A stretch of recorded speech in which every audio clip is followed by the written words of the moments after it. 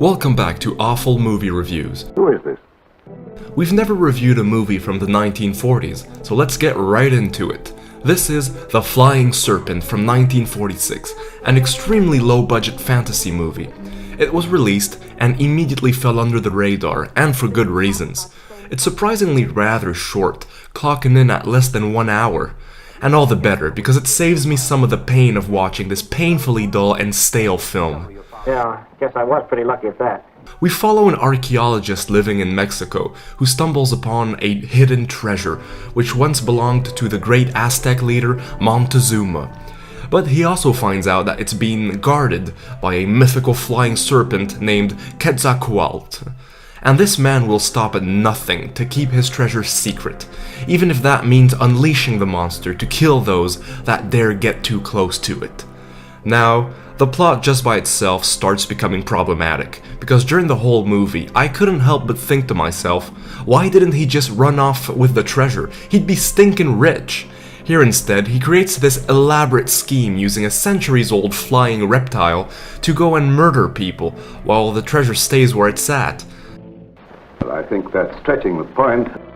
I have a hard time also understanding how the creature has been protecting this grand treasure for hundreds of years when it's been stuck behind bars all this time, and can only be let outside using a switch situated outside the cage. Times must have been pretty slow for this guy. But the creature is another thing that we really need to talk about, because it's absolute shit.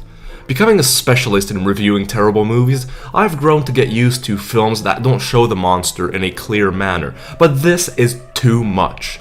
Most of the shots of the monster show him in the dark, and when he's up in the air, stiffly flying and then just landing on people, we still don't get a good look at what he fully looks like.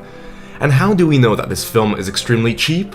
Well, it's quite obvious, because the same monster footage is used over and over again for different scenes.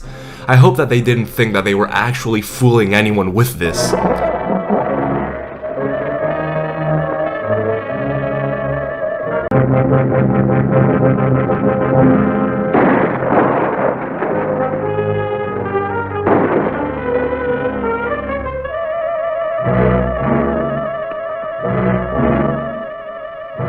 The production crew must have also been too broke to afford a narrator, so to give us a little bit of historical context, they just wrote all of it down on a piece of paper for us to read quickly. Cheaper, I guess. The characters of the film were really unbearable. Not only is there that moronic archaeologist, but once the bodies start piling up, who do they call? A famous writer of detective stories. Yes, you got that right. Didn't they think that it would have been better to send an actual detective instead of this goofball? What is he possibly going to do? Pretty cleverly done. It's amusing for radio listeners, but this isn't the radio. Well, you know, Sheriff, I plan to put it on the radio. If you think I'm going to furnish clues so the killer can Nothing listen to me... broadcast without your okay, Sheriff. Oh great. So this is all just a big show for them. One of the things that just blew my mind away is how fast the characters come to the conclusion about the murders being caused by an actual flying monster. They treat it like if it was just any other normal Well, but a theory. victim of some strange prehistoric bird or animal. You think it possible that such a creature might have existed, say, in the age of dinosaurs and like monsters? Overall, the only good aspect about this movie is that it's less than an hour long, but otherwise, the story is completely stupid, the acting is just horrendous, the characters are as generic and boring as it gets, the special effects are shit, and the occasional jokes are really Your cringeworthy. broadcast technician. Just call me Jonesy, Sheriff. Hey, what is that, a hand or a steel trap? It depends on the occasion. I'll end this review by showing you how the film ends. This'll run our Crosby pole way up. Up? Up's not the way you're going. What was that for, boss?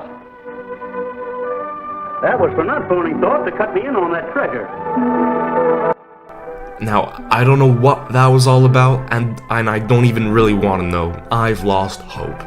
What an awful movie.